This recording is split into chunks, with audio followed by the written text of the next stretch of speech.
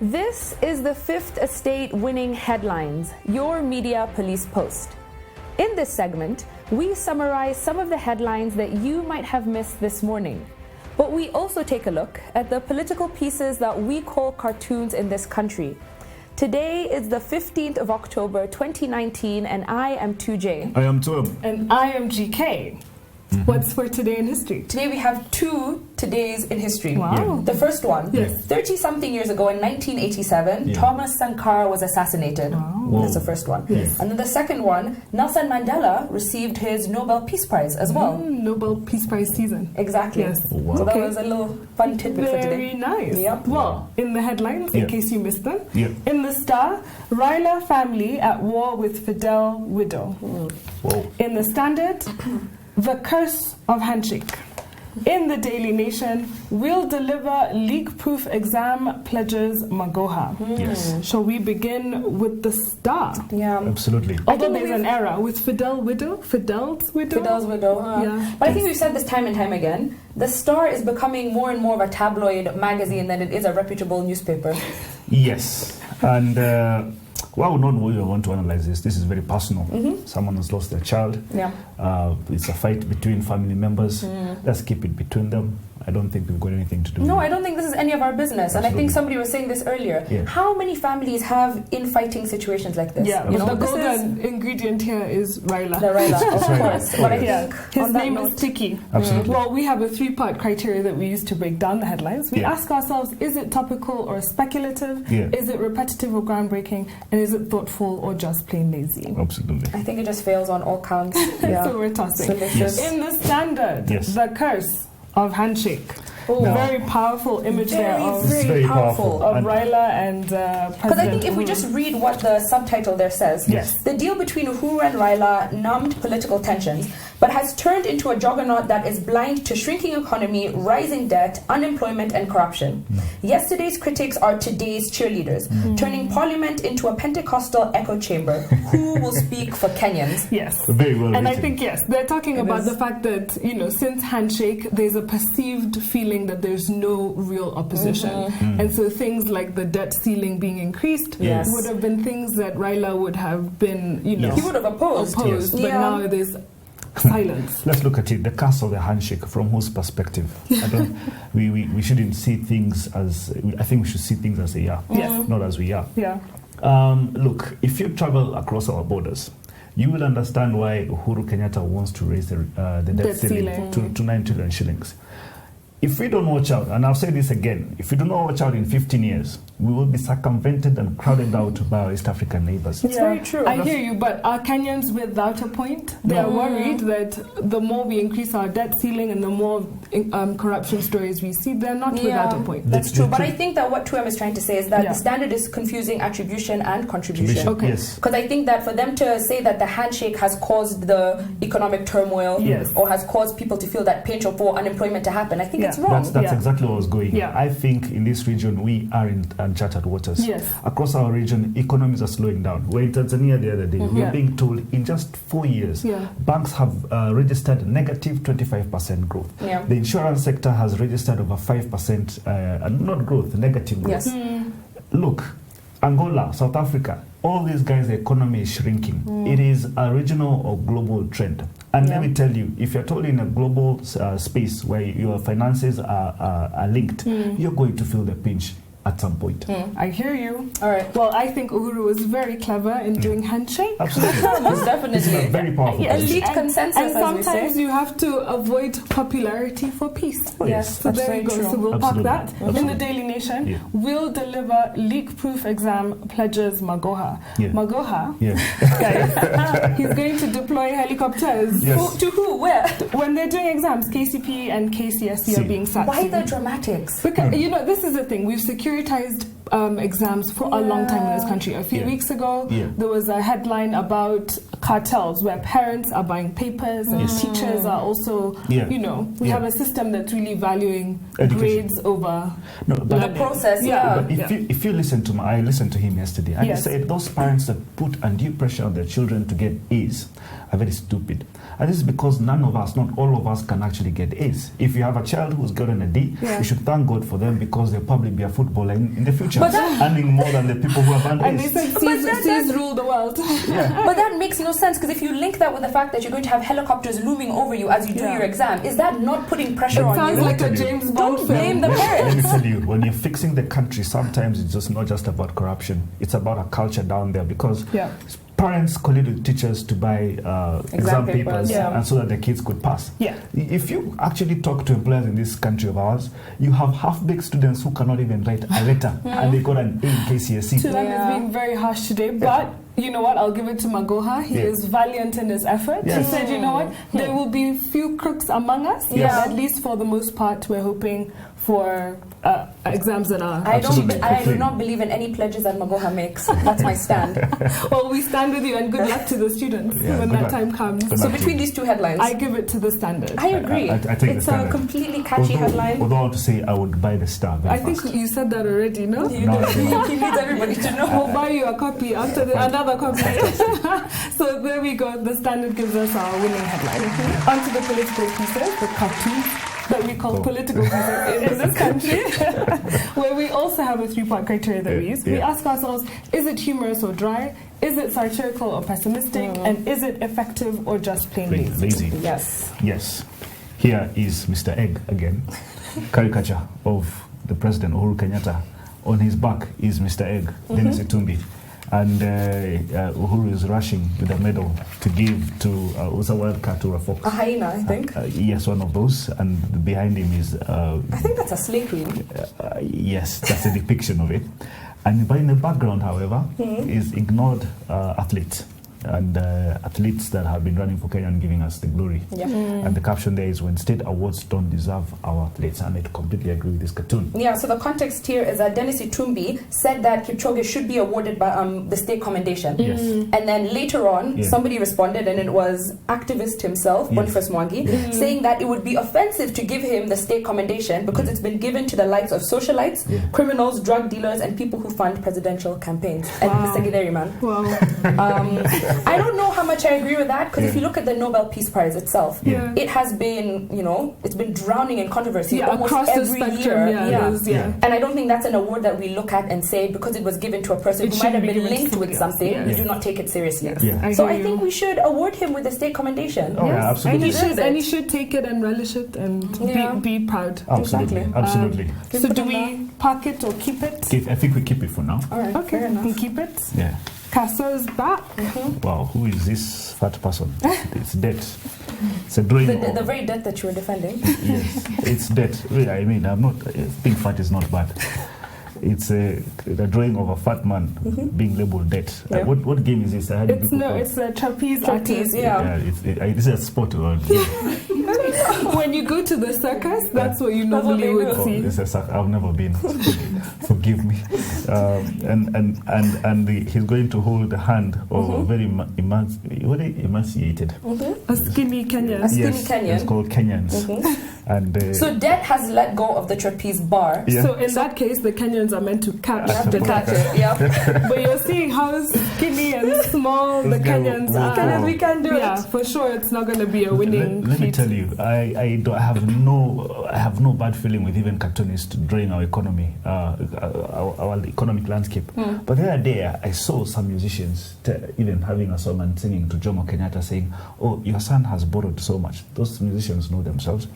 And I was singing to myself, now even musicians have become economists. No, but they're giving a commentary. But look, I told you, Japan has hit 220% of debt to GDP. The Americans and probably all those... That's 77%, probably even over 100%. So we're going to give you a show and it's going to be called All About Debt. How much so you can, however, I do like the cartoon. I like the cartoon. I think it's funny. I think it puts a light spin on some of the feelings that we might be having. Exactly. I don't mind it. I think park it for now. Yes. So in the Star, we have a... So we have a frame, and it says record. Yes. In the middle, you have Kipchoge. He's been drawn grey. I'm not sure why. And then on the left of him is RUTO, and on the right is a caricature of President Uhuru Kenyatta. And they're sort of sneaking into the frame with their thumbs up. And then behind them, it says the bigger picture. And in the bigger picture, it shows an arrow going downwards, which is a dustbin written the sports agenda. That's been binned. It's been binned. So you have the manifesto, the new stadiums, you have sports pesa, you have sponsorship, but basically it looks a mess. It's in takataka. I have two issues with this cartoon. First one, Ozone has copy-pasted a cartoon that I think he did yesterday with Kipchoge running past the finish line. And I think we've said that we're against this copy-paste thing. Be original. Number two, in that cartoon, he was very happy and he was proud and encouraging of what Kenyans are doing. So for him to then go and change it, for me, is a lack of consistency, and I think it's negative. However, 2J, I feel like the government has let down the sports fraternity. I agree completely. I agree. So he's not wrong in showing that there's a juxtaposition there, and it's very real. I get very saddened when they go without kit. No shoes, no accommodation. They can't even pay for bed and breakfast in Morocco for the entire national team. And then you hear an entire minister of Interior saying we will not allow our children to be good in this dating thing. I'm like, since when do you even become the moral police of Kenyans? How do you even tell Kenyans how to spend their money? 2J is defeated. I'm not saying a single thing. It's fine. I've said my piece. However, I think we tossed the cartoon. That's what.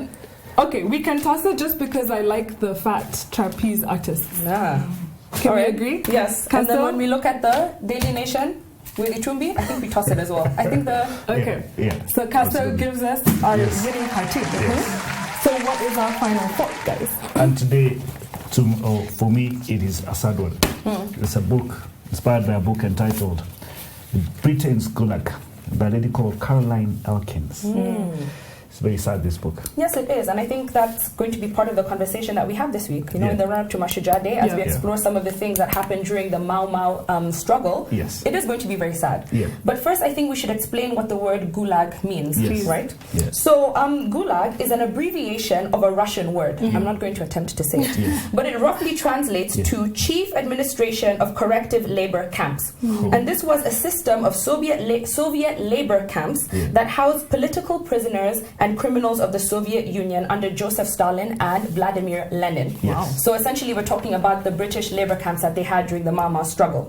So it's written by Elkins in 2005. In this book, what she is doing is asking us to reconsider the orthodoxy and traditional history that is surrounding the Mau Mau struggle, and look instead at the crimes committed by the British and the efforts that they took as a government to conceal the atrocities that they committed.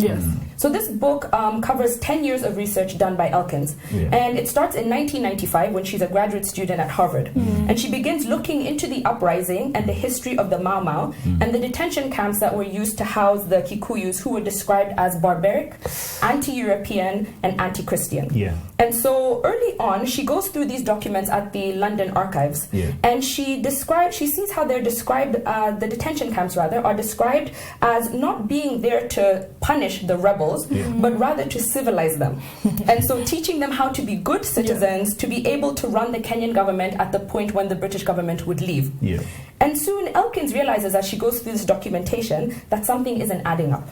And so she finds that there's proof of documents which have been destroyed. She says that in 1963, upon the government leaving Kenya, they had this mass burning and destroyed a lot of documentation. And also she says that the official number of detainees mentioned is reported as being 80,000. But eventually, as she goes through the documents, she raises it to about 300,000. By the end of her research, she says that there were over 1.5 million Kikuyus who were kept in these detention camps. And they call it the pipeline that you had mentioned yesterday. So they weren't kept all in one go, but 1.5 million Kikuyus at one point went through the pipeline. And so in 1998, she comes to Kenya, and over the course of 2 years, she meets with Kikuyus who shared the atrocities that they had to endure at the hands of the British. And these are actually corroborated by officials who she quotes as being very casual to admit the appalling and brutal behavior that they enacted on Kenyans. And she mentions how she would go to Muthaiga Club and they would have, over gin and tonic and sweet tea, they would sit back and explain the things that they did to Kenyans very casually. And so officially, the documentation says that fewer than 100 Europeans and 1,800 loyalists were killed at the hands of Mau Mau. But in contrast, the British reportedly killed 11,000 Mau Mau actors. Yeah. However, Elkins actually believes that it might be closer to tens of thousands or hundreds of thousands. Yeah, I've heard those higher estimates. Exactly. So when you look at the ratios, the Mau Mau's were completely vilified for the things that they did. Yeah. But when you compare the numbers of the the numbers of the people that the British killed, it's absolutely appalling. Yes. And so what you have in 1952, Evelyn Baring, he becomes the new governor of Nairobi. And he completely underestimates the discontent in the country. And so he believes that by enacting the state of emergency and arresting the Kapenguria Six, it would collapse the Mau Mau. But what you have in turn is that the younger Mau Mau generation end up becoming more violent because they didn't understand that the grievances of the Kikuyus and of the Kenyans in general were very, very real.